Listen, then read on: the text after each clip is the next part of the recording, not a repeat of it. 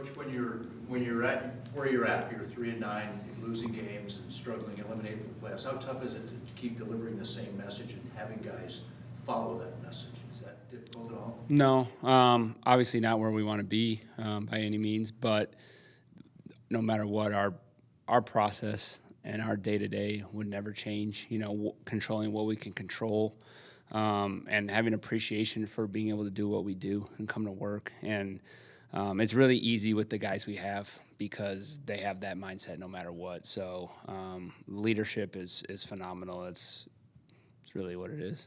And now when you face a team like the Rams coming in here Sunday, how difficult is that task? Well, definitely a challenge. They're playing lights out right now. I mean, obviously Stafford's playing at a high level, elite play caller, great coaching staff in general. Two good backs in my opinion. You know, Corum's coming along. Obviously, know what Kyron can do, and you know, high level receivers. So they're clicking on all cylinders. But I love the challenge. You know, that's one of my favorite parts about being in this division is you get to go against some great offensive minds and quarterbacks. And you know, this is one of those weeks. Not asking you to give away what your game plan is against him, but what is it about Davante Adams and what they do with Davante Adams at the goal line that makes him so, it's like their version of the tush push? Yeah, I mean, it's a lot of things with Davante, just in terms of savviness with his releases, savviness at the top, body control, ability to win contested catches. So, I mean, I think we've all kind of seen that complete package for a long time. I was in the division with him in the NFC North when he was with the Packers, so I'm used to seeing all those plays on tape. Just really good all around, running routes. You know, even in the field too, third downs. Like he's a challenge. You mentioned Corum. What stands out about him? Explosive, running hard. Both those guys, man. The one thing that really stands out, and I can tell they have feel to play the position and they're well coached, is they take out all this. They take every space they can get. Like, you know, they know how to scrape tight off of double teams or single blocks, whatever it is, and get as many yards out of the run as they can. And as a play caller, that sucks, you know, because they're always keeping them on schedule or, you know, creating explosives because of that. So both those guys do a really good job, and they run hard. You know, you got to bring it with them. Josh, go ahead, Dave. After the game, Baker Mayfield said he kind of went up to you and complimented you, said he was impressed by some of your protection schemes. So what does that mean when an opposing player, especially a star like that, kind of has that praise for you? Yeah, I mean, it's cool. I mean, I got a lot of respect for Baker as well. I mean, I think he's competitive, really good quarterback. He's got some dog in him. So it's cool. I mean, anytime, you know, you get the respect of people that you respect, whether it's players or coaches, yeah, that's awesome. Josh Sweat was able to tie his career high in sacks, and obviously that came when you were in Philadelphia as well. But has there been something part of his game that you've been able to unlock, or is this just the kind of guy that he's been all along? Yeah, I mean, I want to say that he's been a high-level player, but that's not to say that there hasn't been things that we've tried to get better at, you know. And it's Sweat, it's Feeney, it's myself, it's JG on how can, with every player, you know, in this instance, Sweaty, can we improve their game? And, you know, there's been things that we've done maybe for Sweaty that he hasn't had in the past, a little bit maybe more inside rushes and just being able to move him around and be a versatile piece up front. But he's taken full advantage of it. I mean, and credit goes to him taking advantage of opportunity. I was curious about the inside rushes because you guys did that on a couple third and longs in this game with Darius outside of him. Like, that seems like it creates such a mismatch where you have his speed on a guard.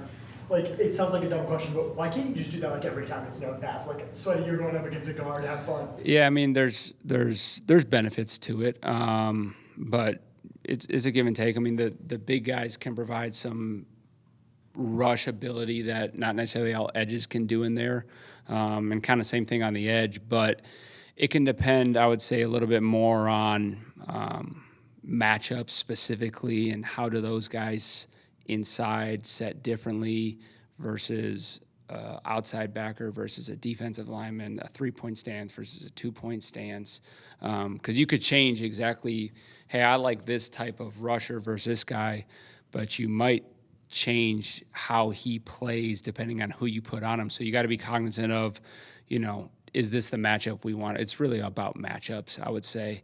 But I love being able to work guys in different spots. I love the pieces we have that we can work different guys in different spots. There's a lot like Calais, D-Rob, Dante. These guys can play on the edge. LJ, we've used them a lot on the edge, and they've done it at certain points of their career. And then we have guys like Zaven, Barron, Birch, Josh, who have all done things inside for us as well. So I like having those versatile pieces. You guys took over on your own 39 late in the game, didn't give an inch. I mean, they didn't get a yard, and they banged in the field goal. But what was the approach going into that series that kind of gave you guys the ability to be successful and limit it to a field goal? Well, actually, they got to 2nd and 5, and then we got it back to 3rd and 10. I knew at that point that you had to try to be a little bit aggressive to make sure that you made them try to kick a long field goal, because I would say they're probably a first down from being away from pretty high conversion rate there. So that could have played a little bit of a role into how I called that series. But I mean, ultimately it came down to execution. We got him into 3rd and 10, and then we forced an incomplete pass, right? So execution. Nick, I'm guessing the losing is wearing on you, but there's clearly no time for self-pity in this league, in this job. How do you handle all that? Control what I can control. I love coming to work every single day. Losing is not what we want, but I love what I do every single day. Back to Josh for a second. He was telling me how he wasn't really allowed to move around in Philly. Now that you're able to move him, and he's had the type of success he's had on both sides, what does that do for the rest of the defense? How does that open things up for everybody else? Yeah, it can create some opportunities elsewhere up front in terms of whether that's matchup driven or making sure that Sweaty's going to draw a lot of attention, can create certain one-on-ones, 2-on-2s, create some games away from him. So yeah, he opens up a lot in terms of other rushers. Is he going to draw some of the chips and whatnot? But then also obviously just the production, helps the defense out. That should be a cover guy's best friend as a guy who can win fast in the rush. So all of the above. What happened on the Wirfs touchdown to kind of let him? Yeah, we got to coach this better, and we have to execute this better. But you have to be aware of the refs tell you who's reporting, and when that happens, you have to have awareness for who's eligible. And anytime the starting tackle reports, you got to know that there's a reason that the starting tackle is reporting and not the typical guy that's coming in the game. So we got to coach it better, and we got to have awareness for that situation with the guys on the field. Situation where like the guy who reports rarely ever gets the ball, so guys just kind of don't even think about it. To a degree, you're not thinking that an extra lineman is releasing much. But anytime that it's not the extra guy coming into the game, that's usually when you lose track of just who is eligible, right? And obviously that was the intent of their play, how they formationed it. You couldn't tell that he was, an eligible player because they pair it with a Y off, but you don't realize that the receiver split out wide is also off, so he is the end man line of scrimmage. So great design by them. Grizz did a good job with that one, but it's something we got to learn from. If that was, say, a tight end or whoever they're linking out instead, how do you play that differently? I'm assuming you just... Yeah, we got it. We're in man-to-man, so yeah, you'd have a body on it. Yeah. So after the game, the Tampa media asked Todd Bowles why his offense looked disjointed, and he credited your schemes and some of the looks that when you have 7 along the line of scrimmage, what do you like about that, and ideally, what do you hope to achieve when you have that 7 along the line of scrimmage? Well, 7 up can present a lot of difficulties in protection, and it's not just 7 up. It can be the variations of who's where within that 7 up, who's mugged, who's not, what are the body types. And so within that, it's going to be different week to week on how do they handle those looks and what can you do to take advantage of what they do, and then what are your compliments for if they get to their counters. And so that's a little bit of the matrix week to week of how do you want to handle the pressure package, and then within that, what else are you setting up for? You're not just going to pressure out of it every single time, right? So what are you setting up off of that? But it presents issues because as an offense, are you going to go to your SOPs? Is the quarterback going to be hot? Are you going to be picked up here? Like whatever that is. So I know this. It's stressful, and I like to apply that stress to quarterback, to the play caller, to the center, right? So all the above there. That's all the above. That's my line in the line. Yeah, all the above. Darius said after the game, "I'm not who I thought I was." When a player says something like that, how do you keep a guy's confidence up when they're kind of down on themselves like that? I don't think Darius's confidence is down. I think he's playing his best ball right now. I think he's probably just saying, I want to do everything I can and more to help this team win. That's one thing. He's always going to be accountable and always going to feel like he can do more and more. But his confidence is high, and as it should be. He's playing really good ball right now, but he's always striving for more, which is kind of what makes him. Makes him special. All the above. He like that. Yeah. JG mentioned tackling after the game. How Yeah. much of it was Bucky Irving? How much of it is? Well, that was a huge emphasis, tackling in the open field, knowing Bucky was coming back, and, White's really good in the open field as well. So some good clips, and then there was definitely some clips where I pointed out, we got to tackle better in the open field. This thing could have been 3rd and longer, or even the 4th down conversion they had. We needed to be better tackling the open field, tracking the near hip, went from 3rd and 13 screen to 4th and 2. I'd love to be playing that thing at 4th and 4, 4th and 7. Maybe they're kicking it at that point. So, that was definitely could have been better there, which would have helped us, as a defense, hold them to maybe less points or whatever. So something we got to improve on. There was a play, I think, early in the game where Baker throws a no-look pass and Buddha starts to jump like the wrong lane because of where Baker's eyes are. How do you defend? You're playing a guy this week who throws long no-look passes. How do you defend a no-look pass where you're not jumping into the wrong lane? There's points in the quarterback's drop or in the down where you have to understand, are his eyes telling me the truth, or is he trying to look me off? In terms of the no-look pass where a guy can, torque his body one way and deliver it in a different trajectory is hard. There's not a lot to say to a guy because you teach a lot of where's that front shoulder pointed, what's the, when you're talking about 3rd level play, what is the height of it, so to determine how is this deep or is it a 2nd level throw, and where's that shoulder pointed in terms of where the ball's being delivered. And there's certain guys that can just throw it at very unique angles. Stafford probably the most impressive I've ever gone against. That makes it difficult to play vision zone defense breaking off the quarterback. Yeah.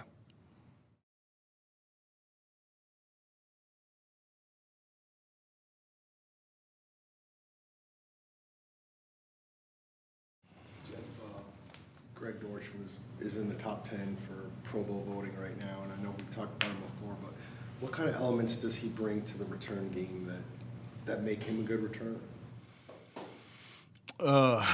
Several things. So, Greg now has a bunch of experience, right? Like when he first got here, not a ton of experience, but over the years he's kind of developed some of the things that you worry about as younger guys who haven't been put in certain situations and making the right decisions.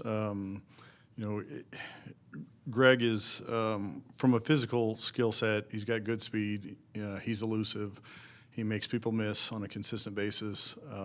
Generally speaking, when we give him some space, he maximizes the opportunity. He didn't get quite as many kickoff returns last year as what he's had probably through this many games. So being a dual returner helps in that regard. I mean, he's got to be close to 1,000 yards or something through both. But yeah, I mean, the decision, the first one that he made in the game, and I told the group, yes, there's a guy standing right behind him, but he kind of passed him, and Greg knew that. As a young returner, you're probably not making that decision. And then The second one, he kind of lost where he was, got a little deeper than what we normally would field in that situation. But, you know, you trust guys to do the right thing, and most of the time Greg does. Along those lines, we're talking about, and this is less about Greg than we're just generally, there always was that kind of cliche of like, put your heels on a punt return, put your heels on the 10. If it's over your head, you let it go. It feels overall like that's shifted at least a little bit. Is that wrong of me, or do you feel like more punts do get fielded back there, and why would that be? Why would that have changed over the time? Yeah, a lot of layers to what you're asking. So the punters in this league are very good. And I think most offensive coaches would tell you they would rather have the ball at the 6 than the 1 or the 2, right? Because you're not quite in a backed up situation there. So most people go 7, 8, somewhere in there. So that line has changed. The next element to it is you're really doing that in a plus 50 situation. So like if the ball's being punted from the 10-yard line, your heels, toes, or whatever aren't going to be on the 10 or the 7 or the 8. You know, that was a 50-something yard punt, so, you know, he's drifting back. And it kind of sailed. The wind was kind of pushing towards our sideline, and he got it up pretty good. It was a good punt by their guy. But, yeah, I would say that more returners, more of the experienced guys do that intentionally. Some of the inexperienced guys, you know, may do that unintentionally. But, yeah, I think you do see more punts fielded inside the 10 than what happened 20 years ago. When a kicker misses kicks the same direction, is it coincidence, mechanics, a little bit of everything? It could be anything. I mean, I think that's a pretty general statement to make. There could be something that a player is doing that is affecting the ball. There could be, it could be a number of different things. I don't know that there's one thing that solves all the issues. They said on the broadcast something about the angle of the holds. Is that something that you guys have identified as an issue? I didn't watch the broadcast. Have you identified the angle of, there's something to do with the tilt of the ball on the hole? Yeah, I'm just saying, like, I can't speak to what was said on there. The hold itself on all of the kicks I thought was where it needed to be. There's some things that get managed late in the year, and kind of some of the ways that the league is officiating the field goal play this year, which is different than they ever have. And the part that's different, and this really stems from the tush-push stuff, right? The offensive offsides, or the center's moving the ball up, or the center moving the ball back. You know, that particular kick, the ball was kind of on the half-yard line, right, in between the hashes. And you're always trying to get it to exactly 8 yards without going. I mean, I could talk about this for 12 minutes if you guys want me to, but you know, so we're trying to figure out, you know, where should the spot be, like the actual location and the ball and all those things. And you know, by the time we had the spot down in the kick, everything was where we wanted it to be. So you ended up getting it to 8 yards, like how you wanted it? We got it to the spot. Like, sometimes they won't let you move the ball, like, at all. Yeah. And I'm not going to get fined. Different crews officiate the play different ways. So doing something to the ball and getting a 5-yard false start penalty, because that's the penalty for moving the ball, isn't in our best interest. So sometimes there's some communication with the officials in that regard. But yeah, at the end of the day, we got the ball where we needed it to be. So then at that point, it's just on the mechanics of the actual kick. The actual, well, I mean, the snap plays into it. I'm talking about the actual, like, spot where. What went wrong that caused the miss? Was it just purely the actual kick? The operation outside of the kick sounds like ended up being good. Is that accurate? I guess what caused the miss? Well, the ball not going through uprights, but specifically, like, I don't want to. I'm not evaluating players, like, through the media, right? So I would just leave it at the hold was where it needed to be. We didn't make the kick, and that was what happened in the game. Do you know which crews call that, or is it kind of a crapshoot with you? there's some consistency with some crews.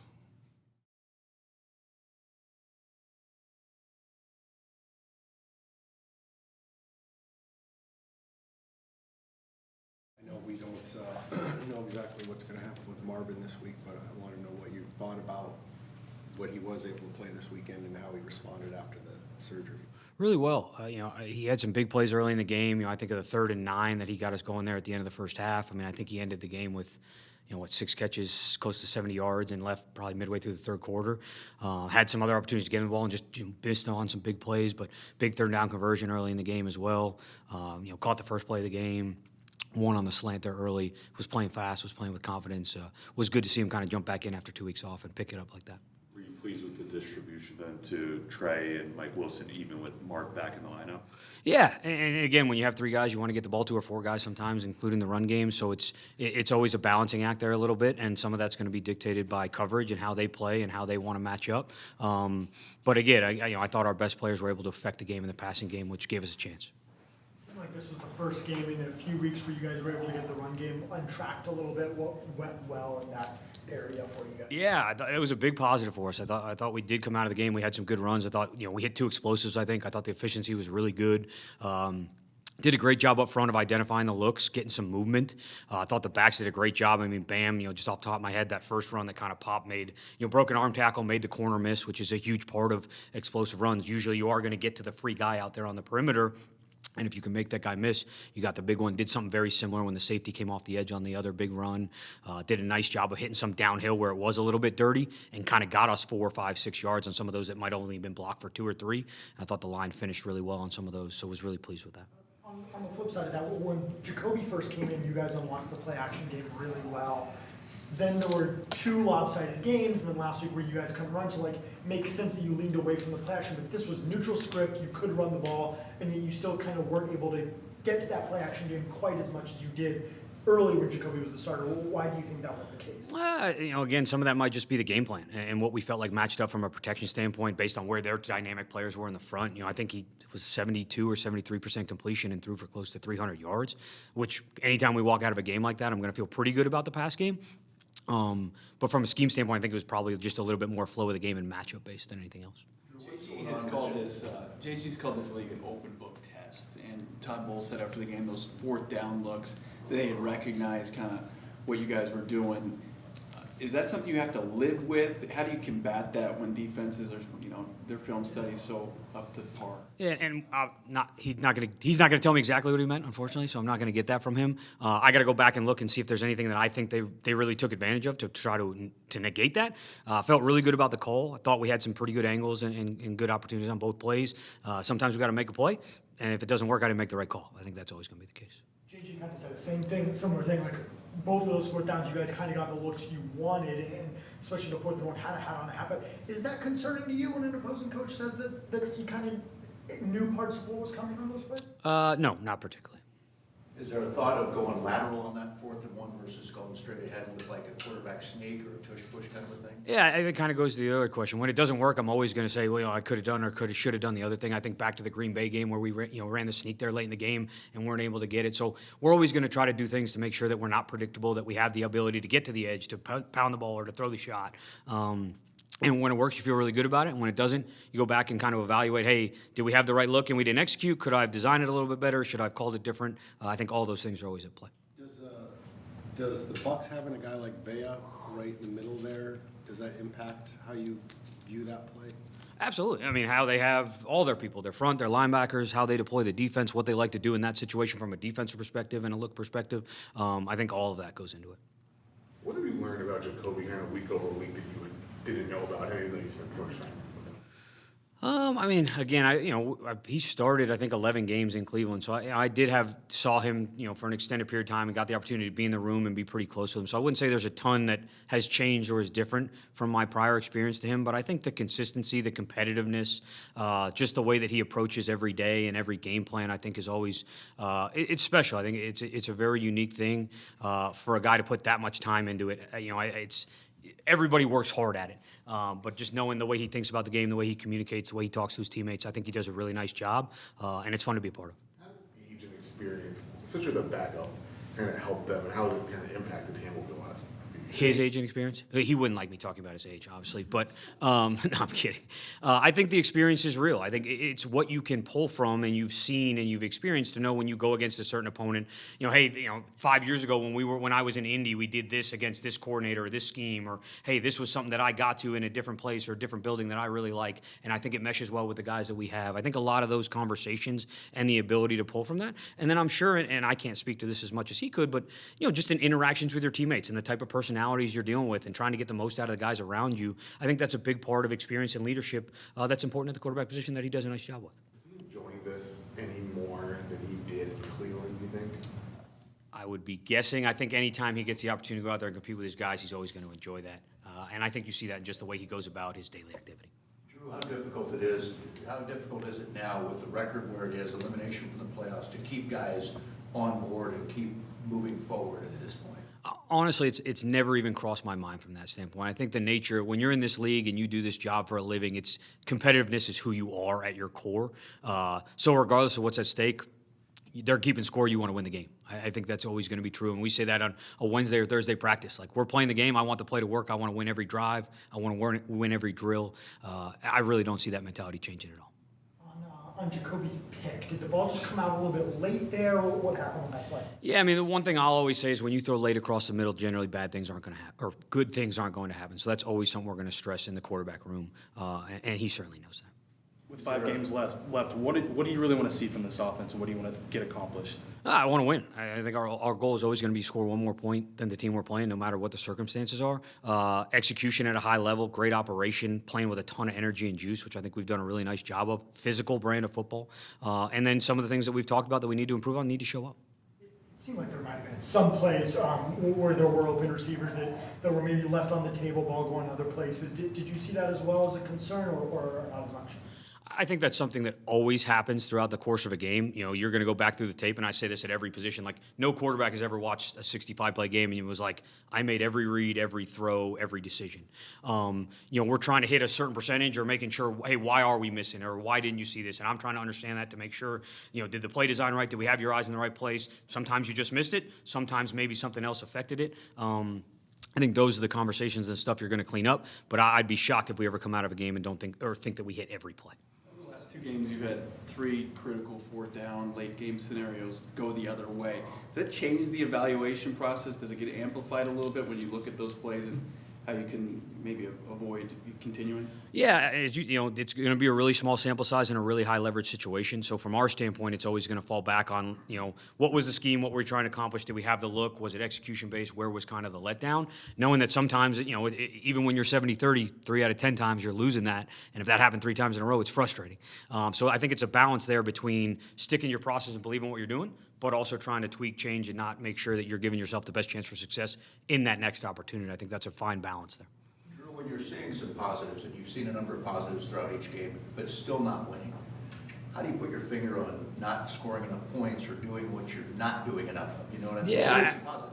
Absolutely. And I think you try to make sure you don't lose sight of the positives, and you have to build on those, because if there are things you're doing well, maybe you can do them better, and maybe you can get over the hump that way. And then I think from the other side of the coin, you try to look at what it is. And I always go back to like the non-physical things that prevented us from winning the football game. Because guys they're physical. You're going to win and lose. That's reality. But I think we try to hone in on the coachable things, the mental aspect of it, the little details that stem from those things that we feel like, hey, if we can get these right and these are controllable, this is where we really need to make an improvement and then focus on it during the week. How do you think Isaiah did in the start?